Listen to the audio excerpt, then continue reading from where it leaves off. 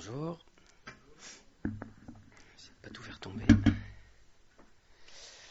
Alors, c'est la suite d'une longue série, comme d'habitude avec moi. J'ai prêché en juillet sur le fait de connaître Dieu personnellement. Et du coup, le témoignage qui sort là, voilà, il est assez net là-dessus. L'inconvénient, c'est qu'on se dit, ouais, mais ça, c'est un cas particulier, en fait. Et c'est pas vrai. C'est pas vrai. Le Seigneur, il veut se révéler à nous d'une manière personnelle. Ça, c'est les 3 prédications d'avant, je ne la refais pas en entier. Mais le Seigneur veut se révéler à nous d'une manière personnelle, comme il l'a fait à ce monsieur. Comme il l'a fait à tout un tas de gens, en fait. Et il ne faut pas se dire, bah non, c'est pas pour moi. Moi, je suis quelqu'un de normal. Déjà, je n'ai pas fait partie du Hezbollah, j'ai tué personne, je fais rien. Voilà. Donc, il n'y a pas besoin de tout ça. Mais on a tous autant besoin du Seigneur que ce monsieur. Et il veut se révéler à nous d'une manière personnelle, tout aussi personnelle que ce monsieur. Si on ne le connaît pas comme ça, alors il nous manque quelque chose. Il nous manque clairement quelque chose.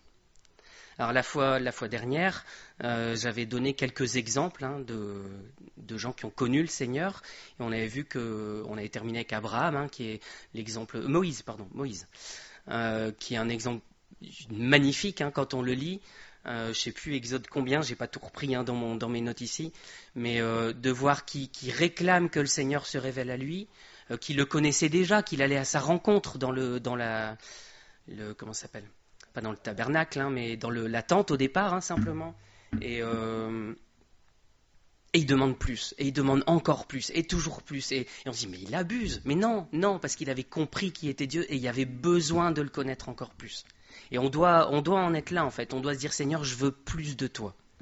Alors, je pourrais presque m'arrêter là, mais on va voir un dernier élément qui, je pense, est du coup un peu assez concret pour nous. Dans cet aspect-là, en fait, qu'est-ce que moi je peux y faire finalement, en dehors de demander au Seigneur? Je pense qu'il y a une chose importante qu'on peut faire, et c'est de ça qu'on va parler aujourd'hui. Voilà, l'idée, c'est en tout cas, ça reste à nouveau, j'insiste lourdement, mais de connaître le Seigneur personnellement et de pas simplement avoir une religion. Ce monsieur-là, il ne s'est pas converti à une religion. Doctrinalement, il comprenait rien du tout au début. Et après, il a appris avec la Bible. Mais voilà, on peut être complètement à côté de la plaque en étant dans la bonne religion, avec la bonne doctrine, tout ça, parce qu'on connaît ça que dans notre tête et qui ne s'est pas révélé à nous. Donc il nous faut plus, il nous faut sa révélation personnelle. Alors, on peut dire, mais moi, qu'est-ce que j'y peux ? Alors, dans un sens, rien, parce que le Seigneur, il est souverain, il fait ce qu'il veut. Et ce n'est pas moi qui vais lui forcer la main en quoi que ce soit. Mais en même temps, j'ai un travail à faire. Mais en même temps qu'il est souverain, il y a des choses que je sais qui vont gêner, et donc je peux me mettre devant lui et dire, ben voilà Seigneur, ces choses-là, je veux m'en débarrasser, je veux régler ces choses-là, parce que je sais que ça me gêne dans la communion avec toi. Alors, pardon, j'avais pas lu Philippiens 2. Dans Philippiens 2, ça traduit juste ce dilemme de c'est Dieu qui fait tout, c'est lui qui décide de tout, c'est même lui qui met la bonne volonté en nous, mais en même temps j'ai un travail à faire. Il est intéressant.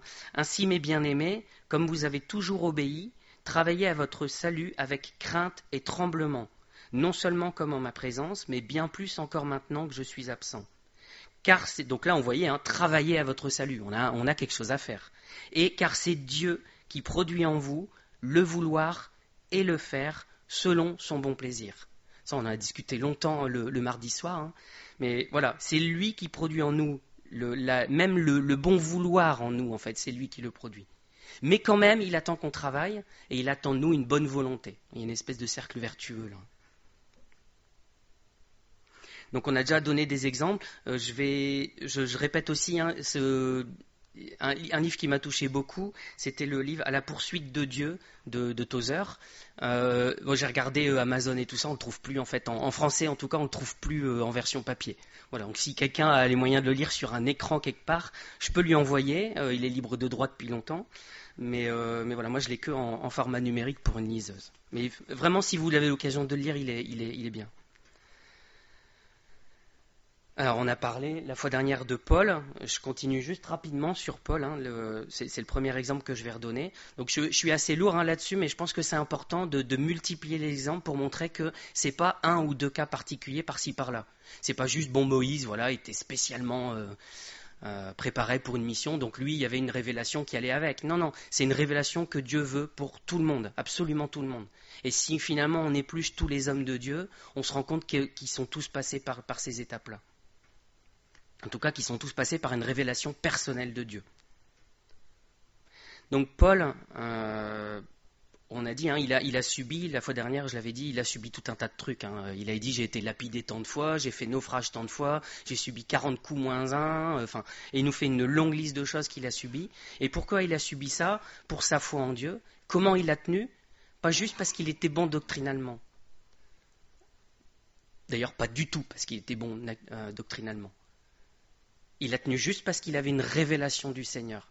Vous savez, sur le chemin de Damas, le Seigneur, il arrête brutalement. Alors c'est vrai que pour certains, il est obligé d'y aller brutalement. On voit ce monsieur-là, ça a été assez radical. Des fois, pour nous, c'est pas aussi brutal que ça. En tout cas, ça fait peut-être moins mal, je sais pas. Mais quand même, il nous arrête sur le chemin qu'on a pris et il se révèle à nous. Et en Philippiens 3, il faut que j'arrive à pas être trop devant. Prenez garde, Philippiens 3, versets 2 à 6. Prenez garde aux chiens, prenez garde aux mauvais ouvriers, prenez garde aux faux circoncis. Car les circoncis, c'est nous, qui rendons à Dieu notre culte par l'Esprit de Dieu, qui nous glorifions en Jésus-Christ et qui ne mettons point notre confiance en la chair. Moi aussi, cependant, j'aurais sujet de mettre ma confiance en la chair. Si quelque autre croit pouvoir se confier en la chair, je le puis bien davantage. Moi, circoncis le 8e jour, de la race d'Israël, de la tribu de Benjamin, hébreu né d'hébreu, quant à la loi, pharisien, quant aux zèles, persécuteur de l'Église, irréprochable à l'égard de la justice de la loi. On avait une longue liste de choses qu'il a subies, on a une longue liste de choses qui pourraient mettre en valeur Paul, en fait, et se dire, voilà, moi j'ai le pédigré qu'il faut pour suivre le Seigneur, en fait. J'ai fait tout ça pour le Seigneur. De par ma naissance, simplement, j'ai aussi ces choses-là. Et c'est ce qu'on a revu aussi le mardi soir dans Romains 9. Notre naissance, ça ne nous apporte rien pour le Seigneur. Rien. Parce que sinon, ce ne serait pas juste. Il y en a qui seraient nés avec un favoritisme quelque part et d'autres qui ne l'auraient pas. Donc le Seigneur ne se base pas sur notre naissance pour se révéler à nous. Il se base juste sur sa grâce. Et donc cette longue liste que Paul y cite ici, on pourrait dire c'est vachement bien, quoi. C'est son CV, il y a un CV béton pour être devant le Seigneur. Et la suite de ça, donc les versets 7 à 11, il dit « Mais ces choses qui étaient pour moi des gains, je les ai regardées comme une perte à cause de Christ. Et même je regarde toutes choses comme une perte, à cause de l'excellence de la connaissance de Jésus-Christ mon Seigneur, pour lequel j'ai renoncé à tout, et je le regarde comme de la boue, afin de gagner Christ, et d'être trouvé en lui, non avec ma justice, celle qui vient de la loi, mais avec celle qui s'obtient par la foi en Christ, la justice qui vient de Dieu par la foi, afin de connaître Christ et la puissance de sa résurrection et la communion de ses souffrances, en devenant conforme à lui dans sa mort, pour parvenir, si je puis, à la résurrection d'entre les morts. » Longue phrase à la Paul, mais voilà.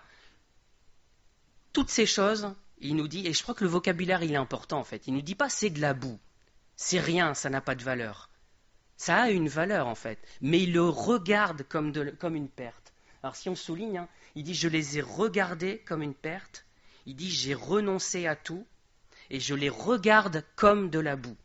Donc ça ne dit pas que c'est des déchets, que ça n'a aucune valeur. Parce que d'ailleurs, ça, ces choses qu'il a citées avant, ça lui sert en fait après dans sa vie. Quand il se retrouve dans une synagogue, quand il se retrouve à discuter avec des juifs, tout ça, c'est des éléments qui sont importants en fait. Ça lui donne une forme de crédibilité à leurs yeux. C'est ça aussi qui fait qu'il a été enseigné après et qu'il était capable de comprendre la parole et de l'expliquer d'une manière que personne d'autre n'a fait. Donc ça avait une valeur. Mais pour que le Seigneur puisse les utiliser, il doit les regarder comme une perte. Comme une perte. Vous savez que sur votre compte en banque, quand c'est en moins, c'est une perte. Voilà. On ne les aime pas beaucoup, ces chiffres-là, mais bon. On a souvent plus que des chiffres en plus. C'est comme ça. Il dit, j'ai renoncé à tout et je les regarde comme de la boue. Donc il y a vraiment un acte de sa part de regarder, de renoncer, de considérer. Et ce comme une perte, comme de la boue. Ça nous montre que c'est vraiment un état d'esprit à avoir en fait, et se dire voilà, ces choses-là, je les considère comme ça. Et bien sûr qu'après le Seigneur, il lui a pas retiré tout ça. Le Seigneur, il lui a pas retiré sa famille, sa naissance, c'était pas possible. Et il s'est servi de ça. Mais il fallait d'abord que Paul les considère comme une perte. Et la raison de tout ça, en fait, c'est ce qu'il dit lui aussi, à cause de l'excellence de la connaissance de Jésus-Christ, afin de gagner Christ et d'être trouvé en lui, et afin de connaître Christ. Donc il y a un passage comme ça qui est obligé, pour connaître Christ, il faut regarder tout le reste comme une perte, comme de la boue, comme quelque chose qui n'a pas de valeur. Et je dis bien regarder comme, d'accord ?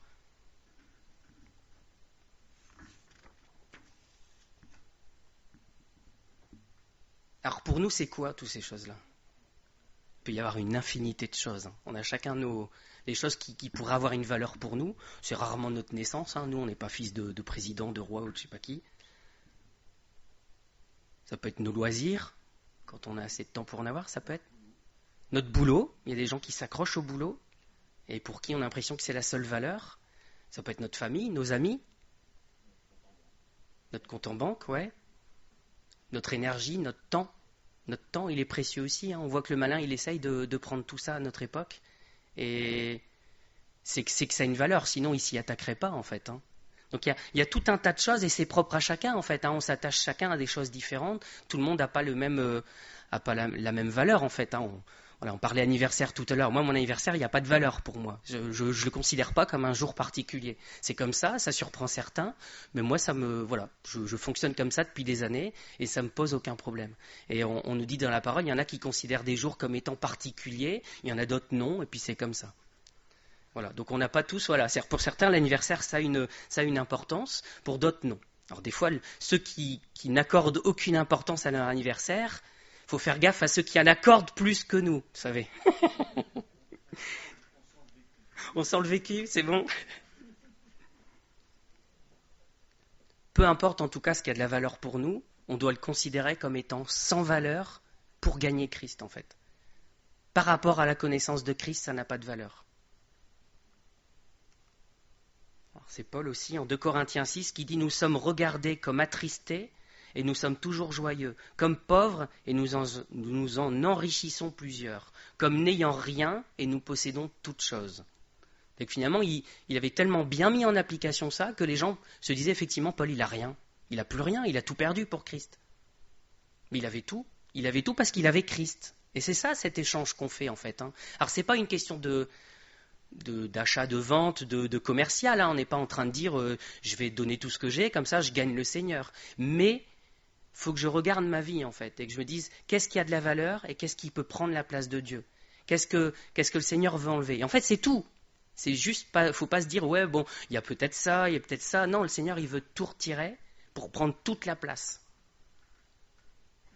En 2 Corinthiens 9 verset 8, Dieu peut vous combler de toutes sortes de grâces, afin que possédant toujours en toutes choses de quoi satisfaire à tous vos besoins, vous ayez encore en abondance pour toute bonne œuvre.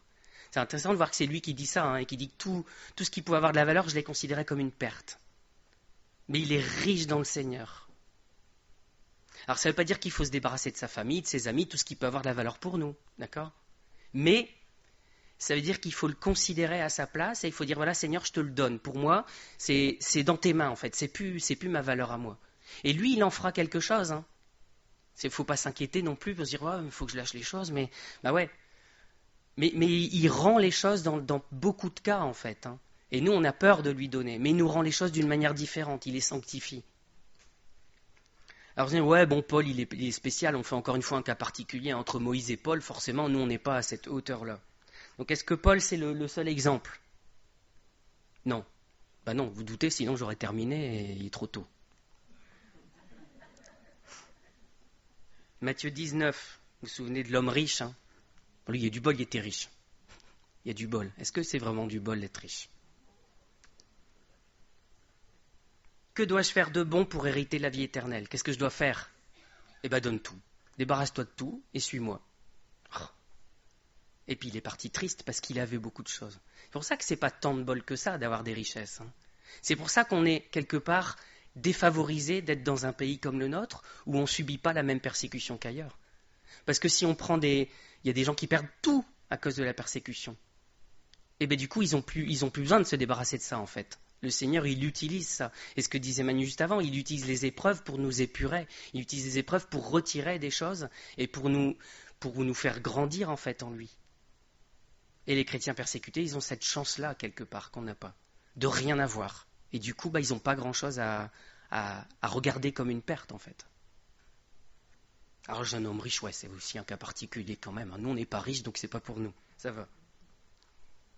En Luc 14, verset 26, Jésus, il dit, si quelqu'un vient à moi, s'il ne hait pas son père, sa mère, sa femme, ses enfants, ses frères et ses sœurs, et même sa propre vie, il ne peut être mon disciple.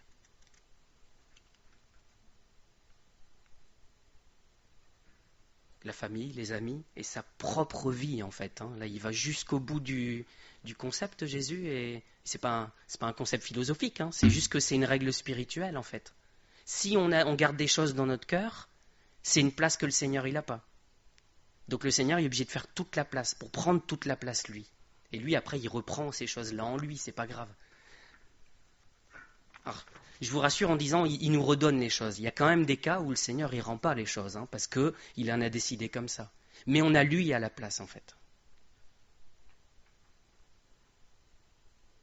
Dans la suite de ces versets-là, Jésus, il dit, vous connaissez le passage, je crois que je ne l'ai pas mis dans le diaporama, Jésus, il dit, qui d'entre vous part à la guerre sans vérifier s'il peut aller contre son ennemi avec tant d'hommes ? Et qui d'entre vous, il bâtit une tour sans regarder s'il a de quoi la bâtir ? En fait, qu'est-ce qu'il nous dit là ? Juste après ça, il dit, il y a un coût en fait pour me suivre. Il y a un coût qui est tout de votre vie. Et donc, il faut le considérer ça. C'est vrai que nous, dans le milieu évangélique, on dit facilement, j'ai donné ma vie au Seigneur. Bon, je lui ai donné ma vie, mais j'ai gardé ça et ça. Donc, je ne lui ai pas donné ma vie.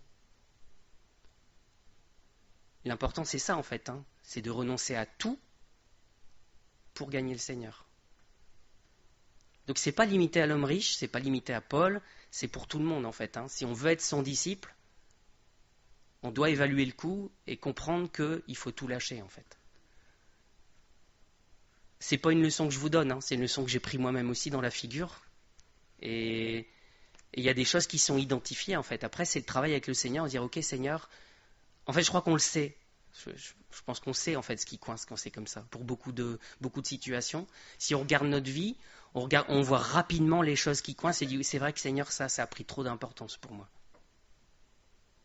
Et on sait qu'en fait il faut s'en débarrasser, il faut renoncer. Des fois il faut renoncer juste sur le principe, dire ok Seigneur je te le laisse, et le Seigneur va dire ok c'est bon, mais tu peux garder, mais tu as fait le principe de me le laisser. Des fois il va le retirer complètement. Alors la fois dernière on a parlé... si je l'avais cité.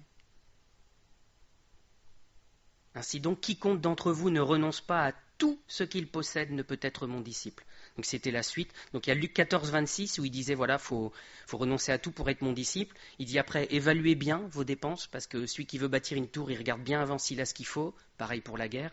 Et il reclôture encore ce paragraphe en disant quiconque d'entre vous ne renonce pas à tout ce qu'il possède ne peut être mon disciple.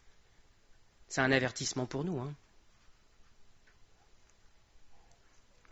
Je fais les choses dans l'ordre, ça va mieux. Donc Job et Moïse, je ne m'attarde pas longtemps dessus, parce que j'en ai parlé la fois dernière. Mais la fois dernière, j'en ai parlé comme ils ont fait une rencontre avec le Seigneur et ils ont eu faim, ils ont eu soif de le connaître plus. Mais tous les deux, ils ont payé le prix, en fait. Alors Job, c'est assez facile, on sait très bien que, on pourrait dire c'est le malin qui lui a fait payer le prix, mais en fait le Seigneur était encore un cran au-dessus. Et le Seigneur, il s'est servi de ce que faisait le malin pour épurer la vie de Job. Quand je vous dis le Seigneur, il redonne les choses. Il a redonné des nouveaux enfants, il a redonné des nouvelles richesses à Job à la fin. Mais quand même, il est passé par cette époque où il n'avait plus rien, même plus sa santé. Sa femme, elle l'a renié, ses amis sont partis, il a perdu ses troupeaux, ses fils, tout quoi. Tout ce qu'on peut retirer à un homme, on lui a retiré. Et Dieu lui avait dit au malin, il dit tu peux toucher à tout, mais pas sa vie. Et il l'a fait le malin, il l'a fait.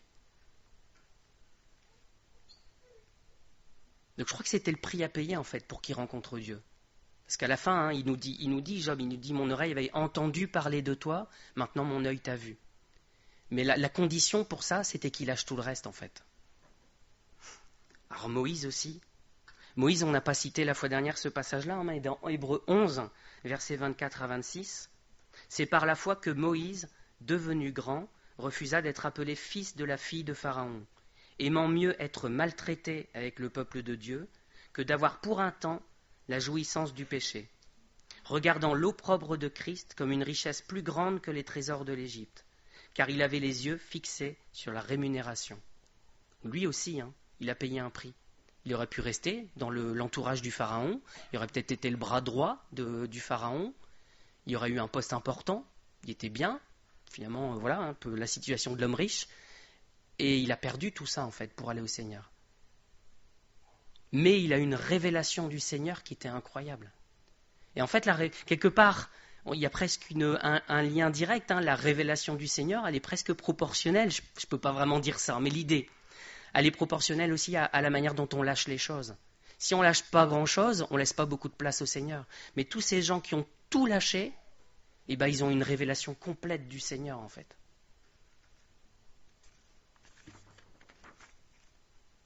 Un autre exemple, Noé. Noé, il est facile aussi. Je fais que des exemples faciles, de toute façon, je ne ferai jamais rien de compliqué.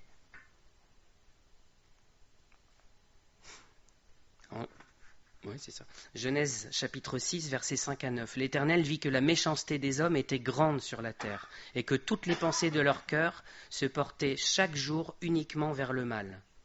L'Éternel se repentit d'avoir fait l'homme sur la terre, il fut affligé en son cœur. L'Éternel dit, j'exterminerai de la face de la terre l'homme que j'ai créé, depuis l'homme jusqu'au bétail, aux reptiles et aux oiseaux du ciel, car je me repens de les avoir faits.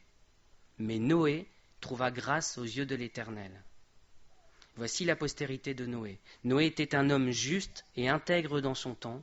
Noé marchait avec Dieu. C'est beau aussi le témoignage de Noé. Il était juste et intègre et il marchait avec Dieu. Il connaissait la présence de Dieu. Pour autant, ça, c'est avant le déluge. Et au moment du déluge, c'est un peu comme tout le monde en fait. Il a embarqué quelques personnes de sa famille. Il a embarqué des animaux, mais voilà, pas forcément les siens. Il avait peut-être fait une maison, il s'était probablement construit une maison, il y avait un jardin, des champs, des possessions, des serviteurs, des amis. Il y a toutes sortes de choses, Noé. Et quand il rentre dans l'arche, il ferme la porte sur tout ça, et c'est que tout ça, c'est fini. Il a fait une croix sur tout ça, en fait, en rentrant dans l'arche. Et je me dis, ce moment où il a fermé l'arche, ça a dû être tellement dur de se dire tout ce qui est à l'extérieur, c'est terminé. C'est terminé pour les gens autour, et c'est terminé pour ma vie aussi, en fait. C'était une nouvelle vie qu'il avait là. Il partait avec plus rien, si ce n'est ce qu'il avait dans l'arche. Et Noé, c'est l'image de quoi? C'est l'image du salut, l'arche du salut. Pour rentrer dans l'arche, il faut laisser tout le reste. Il n'y a qu'un nombre limité de choses, en fait. Il y a plein de demeures dans la maison du Père, mais quand même, il y a plein de choses qu'on ne peut pas embarquer avec, en fait. On est obligé d'y aller avec le peu que le Seigneur autorise.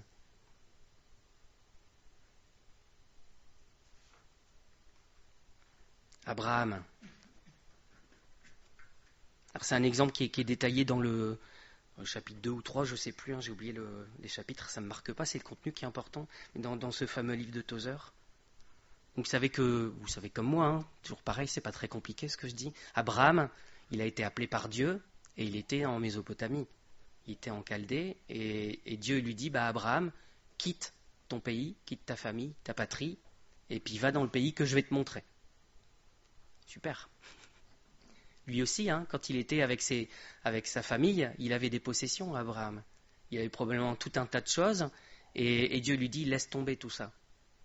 Viens et suis-moi. C'est un peu la version Ancien Testament de viens et suis-moi de Jésus. Mais il doit laisser absolument tomber tout ça. C'est Genèse 12, versets 1 à 3. L'Éternel dit à Abraham, va-t'en de ton pays, de ta patrie et de la maison de ton père, dans le pays que je te montrerai. Je ferai de toi une grande nation, je te bénirai, je rendrai ton nom grand, et tu seras une source de bénédiction. Je bénirai ceux qui te béniront, et je maudirai ceux qui te maudiront, et toutes les familles de la terre seront bénies en toi. Donc cette promesse, elle est magnifique. Nous, on reste sur la promesse, on se dit, c'est vachement bien ce qu'il a reçu comme promesse, Abraham. Mais on oublie le coût qu'il a payé, en fait, le prix qu'il a payé pour tout ça. Il a dû quitter sa famille, il n'a probablement pas dû partir en super bon terme non plus, parce que, imaginez, je sais pas, quelqu'un qui est établi à un endroit, une grande famille, et puis l'un des fils qui dit, je pars. Je quitte tout et puis tu peux pas quitter comme ça enfin, tu peux pas quitter la famille, il faut que tu restes, faudra gérer peut-être l'affaire familiale, je sais pas, il y a tout un tas de trucs possibles, mais ils ont dû dire mais et pour aller où? Tu sais même pas encore où tu vas. Donc ça n'a pas dû être facile non plus pour Abraham. Hein. J'essaye d'imager un peu, hein, juste pour qu'on se rende compte qu'il y a un coût à chaque fois en fait, qu'il y a un coût qui est pas rien. Parce que si le Seigneur il nous demandait de laisser tomber des choses qui sont mauvaises. Le Seigneur, il dit arrête la drogue, arrête l'alcool, arrête je sais pas trop quoi.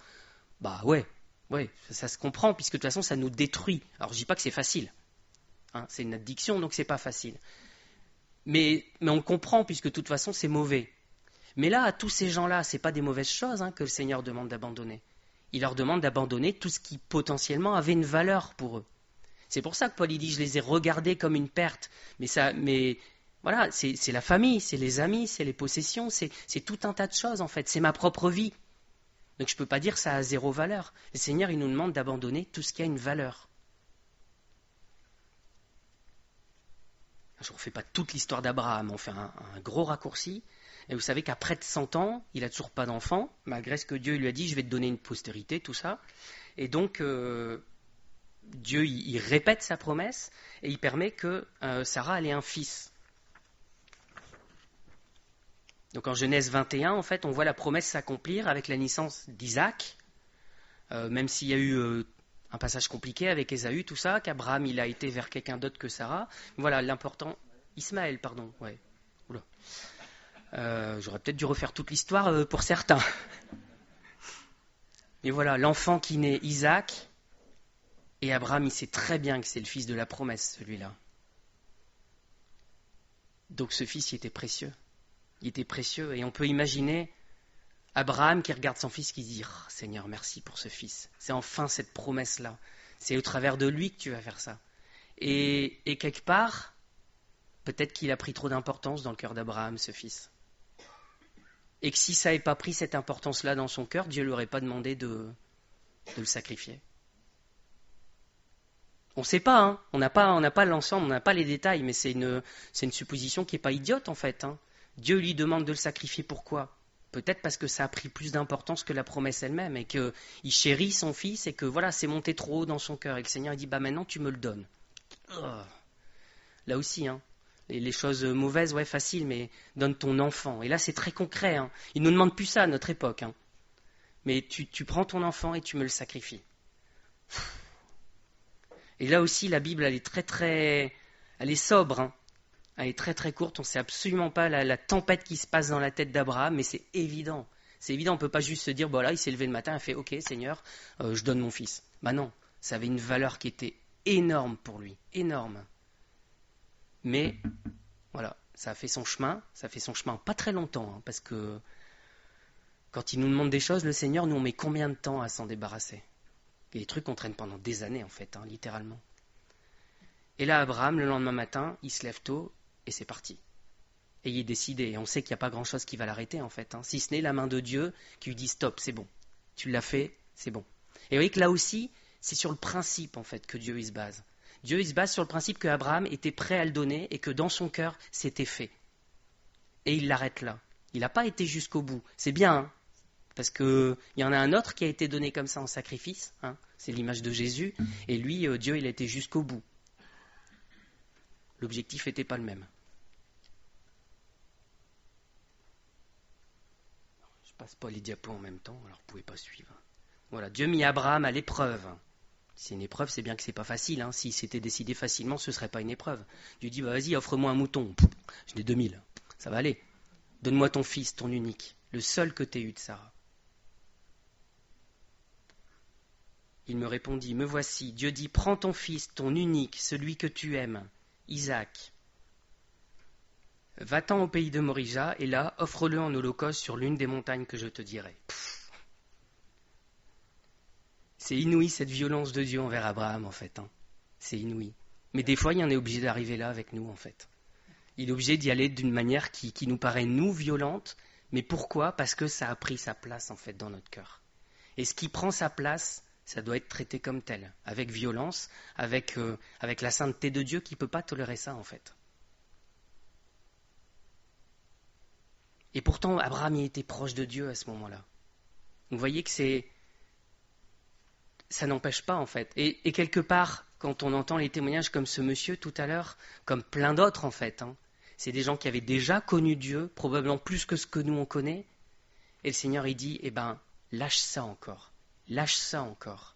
Et après ils l'ont connu encore plus fort que ce qu'il avait connu, encore plus personnellement.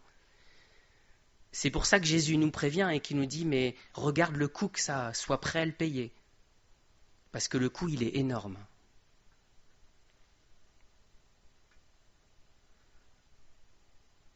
Ah, je fais tout dans le désordre ce matin. Genèse 21-22, en fait ça c'est avant. Mais on voit le... Enfin, ça c'est avant.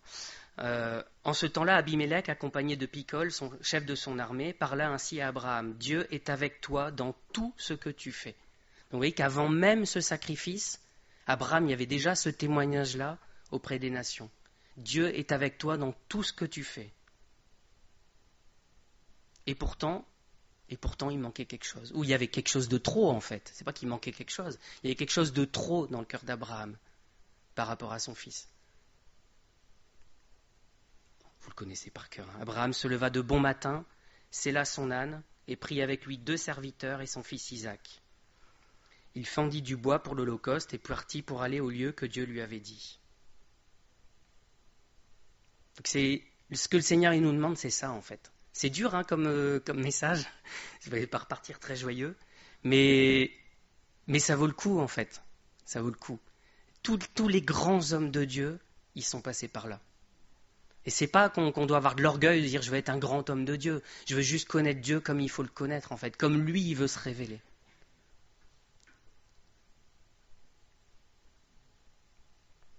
L'ange de l'Éternel, Jésus, appela une seconde fois Abraham des cieux et dit, je le jure par moi-même, parole de l'Éternel, parce que tu as fait cela et que tu ne m'as pas refusé ton fils, ton unique, je te bénirai et je multiplierai ta postérité comme les étoiles du ciel et comme le sable qui est sur le bord de la mer. Et ta postérité possédera la porte de ses ennemis. Toutes les nations de la terre seront bénies en ta postérité parce que tu as obéi à ma voix. C'est pour ça qu'il a eu ce renouveau de la promesse. C'est pour ça que la promesse, elle s'accomplit. Parce qu'il a obéi, parce qu'il n'a pas refusé son fils, son unique, ce qui était précieux pour lui, ce qui était probablement le plus précieux pour lui.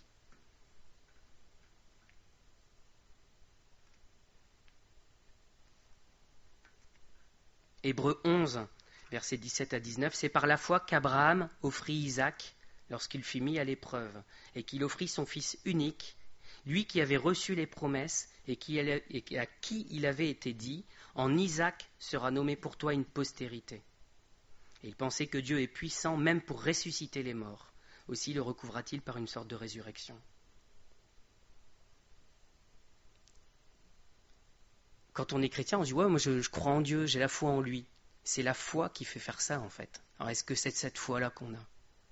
Il y a un défi pour nous. Quand on voit tous ces exemples, on se dit « Mais il y a beaucoup plus pour moi. Le Seigneur, il attend beaucoup plus de choses. Et il veut me donner beaucoup plus de choses. Il veut se révéler. Et c'est son cœur en fait, tout ça. Et tout ce qu'on a dans notre cœur, nous, ça le gêne en fait. Ça l'empêche de se révéler. Donc il nous montre les choses, souvent on en est conscient, si on ne l'est pas, il suffit de lui demander, il va le montrer très clairement, ce qui est bloquant, et il nous aide après. C'est le côté positif, c'est qu'il produit en nous le vouloir et le faire. Donc quand on détecte ces choses-là, on va à lui, Seigneur, il va falloir que tu m'aides, parce que forcément je ne peux pas le faire moi-même. Et il va le faire, c'est ça l'encouragement ce matin, pour repartir pas trop déprimé.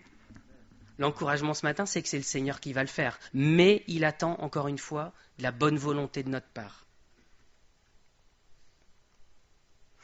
Jacques 2, Abraham, notre père, versets 21-23, ne fut-il pas justifié par les œuvres lorsqu'il offrit son fils Isaac sur l'autel ? Tu vois que la foi agissait avec ses œuvres, et que par les œuvres, la foi fut rendue parfaite. Ainsi s'accomplit ce que dit l'Écriture, Abraham crut à Dieu, et cela lui fut imputé à justice, et il fut appelé ami de Dieu. Voilà. Il y a du niveau, comme avec Moïse, comme avec Paul, voilà. Mais le niveau, il ne dépend pas de nous, de se dire « Ouais, mais non, moi, le Seigneur, il veut pas ça. » Le Seigneur, il veut ça pour tout le monde, en fait. Il veut se révéler de cette manière-là à tout le monde. C'est tout le plan de la Bible, en fait, tout le plan du salut, c'est que le Seigneur il puisse venir en nous et puisse se faire connaître personnellement.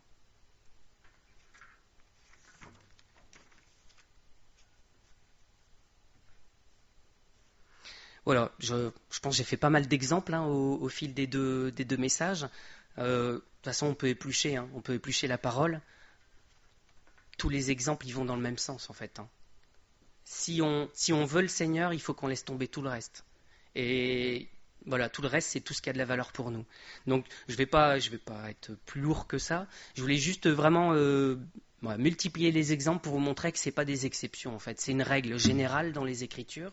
Et si on veut avancer avec le Seigneur, si on veut le connaître comme ce monsieur dont on a entendu le témoignage, comme Rhys Wells, donc je vous bassine les oreilles depuis des mois maintenant. Il n'y a pas, le Seigneur, il va purifier nos cœurs, il va épurer, il va enlever toutes ces choses-là.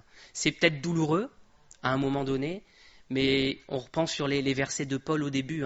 Il avait tout, en fait. Il avait tout et il s'en est jamais plaint, en fait. Il était parfaitement heureux parce qu'il avait le Seigneur.